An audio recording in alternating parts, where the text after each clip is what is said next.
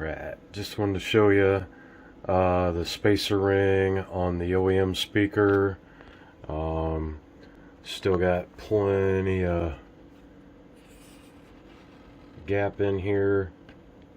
No way that's going to interfere. The inner bolt holes seem to be working pretty good. These are like M5s, and the slot hole is about a 4.85 millimeter. The slotted hole on the metal speaker itself. So these kind of thread into the metal of the bat there. So it's just a little snug. But the mating nut in the cabinet is a different size, I'm sure. So if you're going to use your OEM speaker with them OEM nuts that are pressed into the cabinet, you're going to have to get you some different bolts, obviously, and longer ones here. But I got these like super long in a kit, just because I was kind of thinking of mounting this from the bottom side with my new kicker speaker. But I'm not sure if I'm going to use the kicker speaker or not. I may end up using this one for now, and I've got an external 12-inch box. I may have changed my mind again. I may use that. I don't know. I think I'm just going to mount this. Well, I ain't going to have this. I ain't going to have the right bolts, so I may have to get some longer bolts and probably mount this one. The rubber is a little soft, but it's got some good resistance to it. And I'll flip it over here in a minute.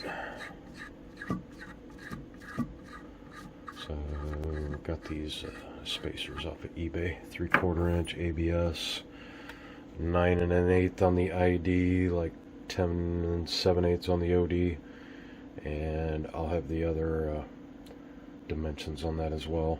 They make pressed wood versions of this. I don't know if they're calling it MFD or what they're calling it. But yeah, this is more of an ABS. It's sanded, so it kind of had a feel to it of a wood, but now the top's more of a plastic ABS. So you can see the spacer ring is going to be plenty wide enough. And again, these bolt holes should still line up no problem with the I forget what they are, T-nuts maybe, that are pressed into the bottom of the cabinet. Definitely have to get some longer ones, but I just want to show that they're GRS10SW-4 4 ohm, and right here it says GRS replacement speakers. Oh, made in China.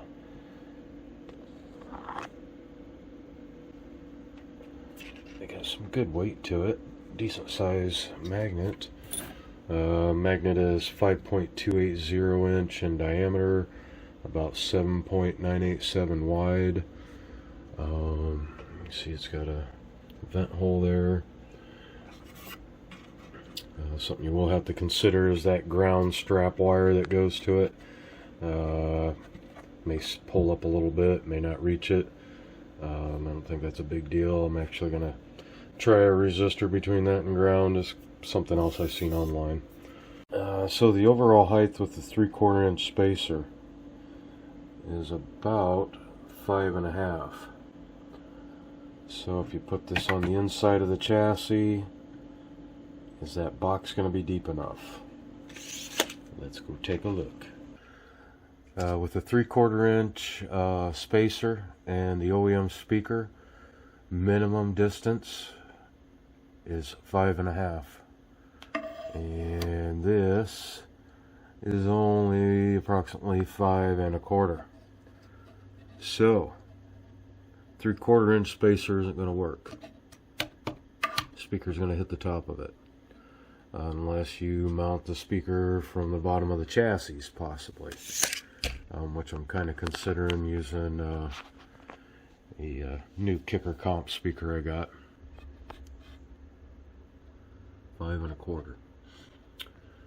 So the spacer's a 3/4 inch. They did have 1/2 inch spacers. So let's go back and take another look. Alright, so back to the speaker here. This is the OEM speaker with a 3/4 inch spacer. Just took a look at the box. It's only 5 1/4 inch deep inside. So here we're at 5 1/2. So if you had a 1/2 inch spacer instead of 3/4, 5 1/4, that's just gonna clear if you get a 1/2 inch spacer. I mean, and just clear, barely. So just for a little reference here,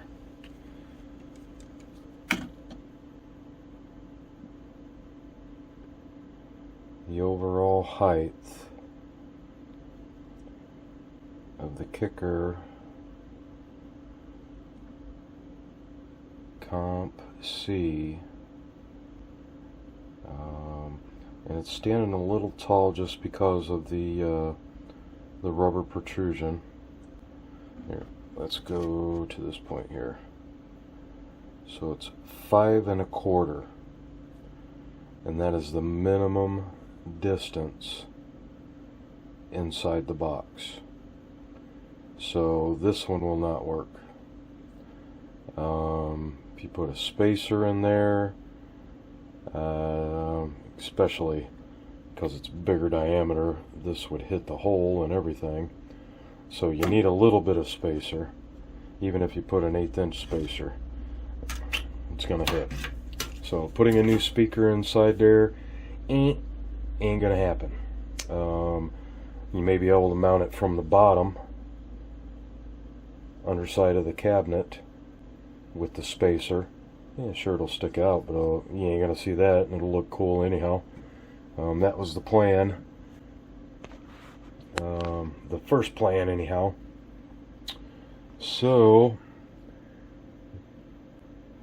it's either use the OEM speaker and trim the thickness of my 3/4 inch spacer down to approximately 3/8 of an inch with the OEM speaker, or continue with the idea of mounting these.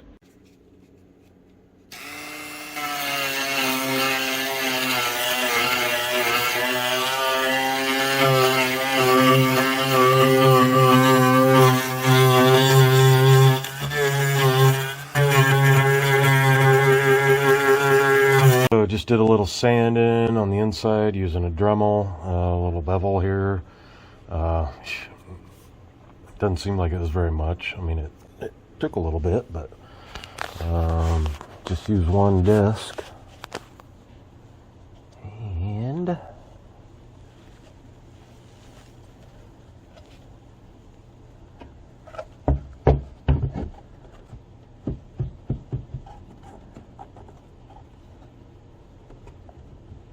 still got a little playroom. With this new kicker, when the bass is hitting, it just rattles, even a little worse than the OEM one. I don't have the my power supply mounted yet, or the amp mounted, but I would let the music play in demo mode, cover these holes. Oh man, it sounded perfect. So it makes me wonder how the OEM one would sound with these closed. Didn't try that because I was on a mission. So bought these 2-inch Test-Tite plugs, expanding plugs. You know, they got the normal rubber ones that are kind of at an angle, tapered, I mean. But I thought, hey, these are plastic, look kind of cool. And, you know, I could put them from the inside too. But I didn't want to cover them up with wood on the inside yet. kind of wanted to test it. And I had already pushed the screen up on this one.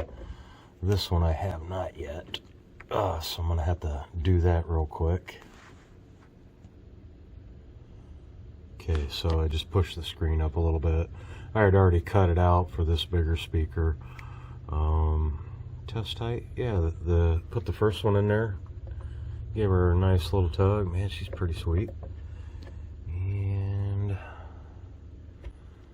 oops, sorry, guess I pay attention here. So, yeah, nice fit. And it looks like just the right thickness. I'll push that up in there. Give her a couple twists. And it's already engaged pretty good. Yeah, we'll just leave her like that and see how she sounds. Alright, so we got a Boss 1100 watt amp in here now, just for the sub. And just for now I have a plug going to the service outlet in there. The power supply is mounted back by the other ones. And I did seal up the box a little bit.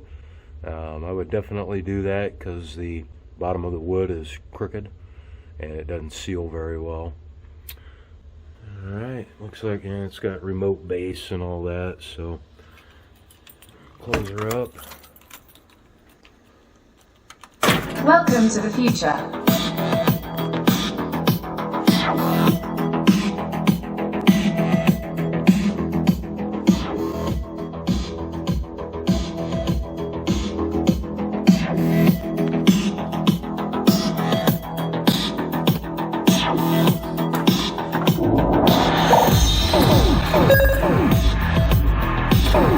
Sounds a lot better, no rattle.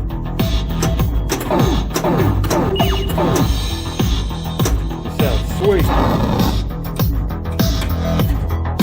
All saved.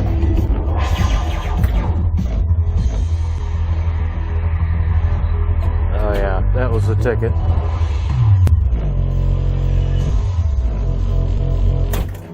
Nice. I think you can still hear my amp and the power supply shaking a little bit. Let's try her again here.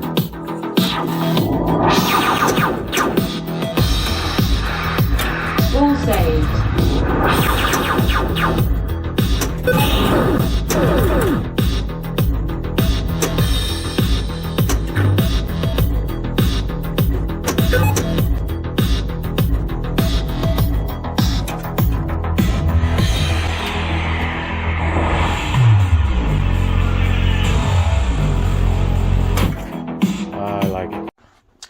Okay, so kind of just giving a walk through here. Got a Riot R1100M-P mono amp. I'm still using the factory amp just to power the speakers in the back box there. And I will show you later, but up front, coming off the LCD, I used a RCA splitter.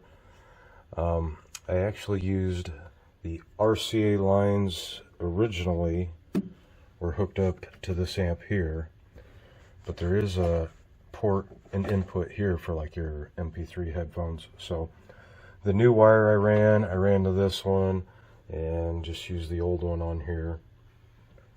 Also got a this UCTRONICS. It's delaying the start of the amp power on this one, and I also have a lead coming off going to the remote of this one, so shouldn't power those on until the machine's booted up. And here's the wire I ran for the amp. You see there's the speaker going into there. Got a kicker comp C 10-inch installed in there. Just a little tip, it's going around, you know, to put some sealant on the bottom of the cabinet.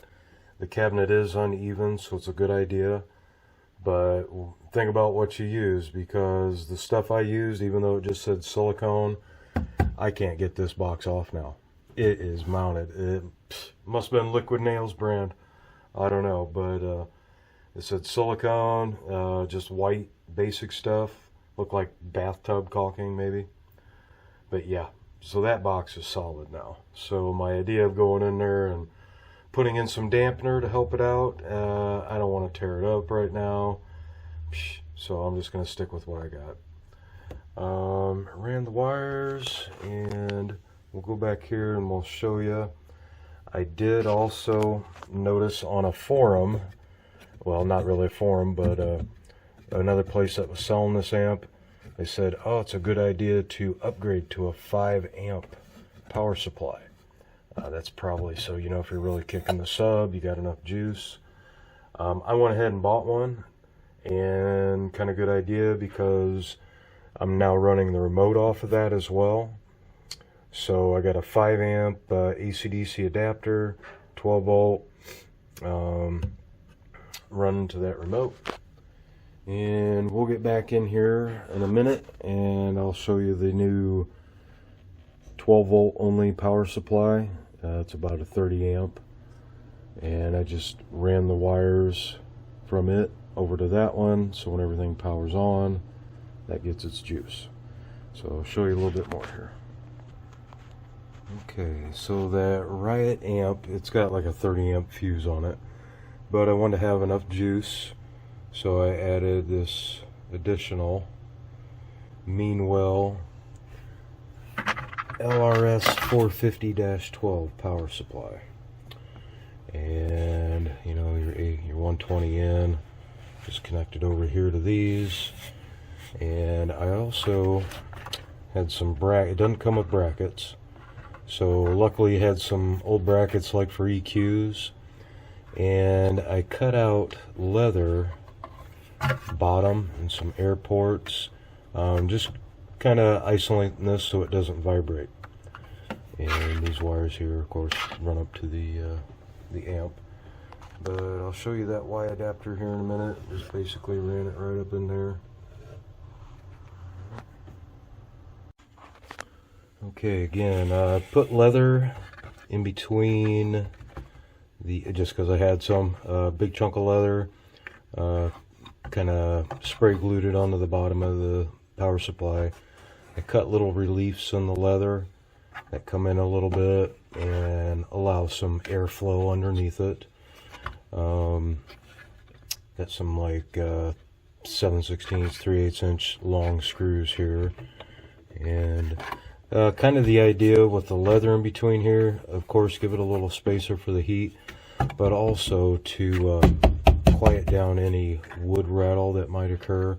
This sub really pumps some air, and by putting that on there, probably dampen that sound a little bit. That's the hope anyhow.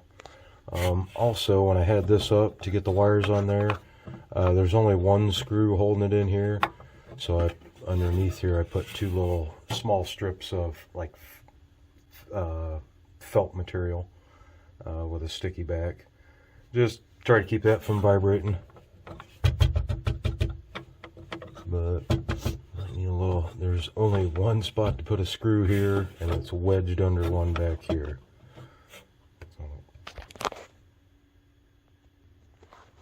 Also mentioned that new 5 amp power supply, it used the same style plug, so I didn't have to mess around with anything back there. And it also has a built-in ferrite, probably noise suppressor. So another good reason to run that, and just ran it in the normal cable loop there. Alright, and wanted to show you what I did here. I had this 1/8 inch mini jacked Y adapter, so that's how and I had a ferrite choke coil. I put it on there for kicks, and a lot of noise comes through this board when it powers on. So but that's basically all I did there. And while I was in here the other day, I removed this cable from this harness, trying to quiet noise down. Noise thump, amp thump basically, but didn't do much there, but at least got out of there, and we'll get her all back together and listen to her. Alright, got her all buttoned up, turn the power strip on, nothing's juiced up. Well, let's give her some power here. And the boss amp is not on yet, which is good. It should be controlled by that UCTRONICS add-on. And you didn't hear any thump. Neither of the amps are on yet.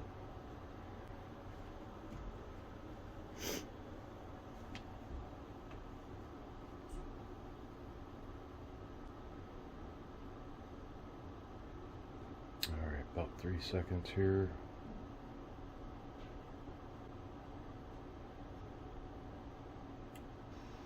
Alright, the boss turned on, the main amp turned on.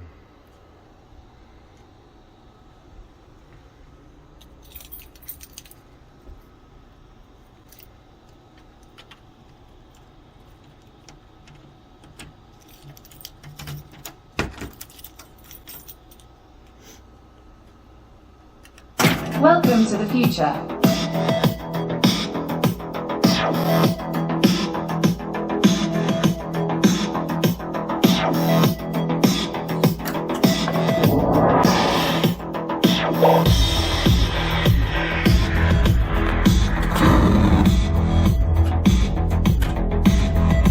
All saved.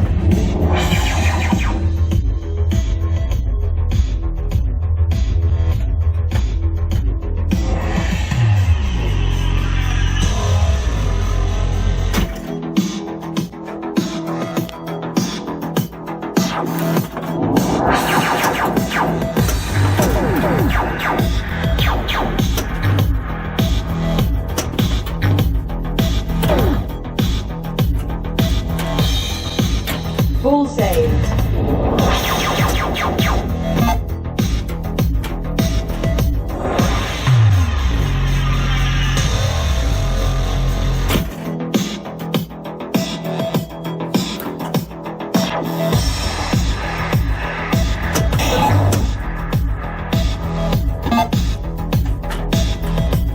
All saved.